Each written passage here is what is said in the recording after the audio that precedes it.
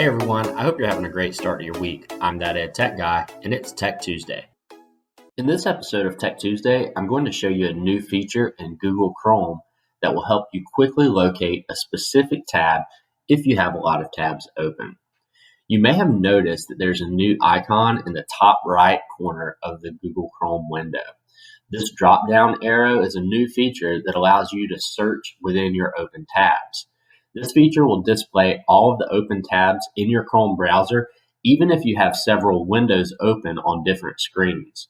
You can either search for the tab that you're looking for if you know the name of that tab.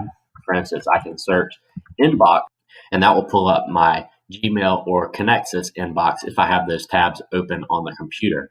So I can just click the tab, and it will take me to that specific tab.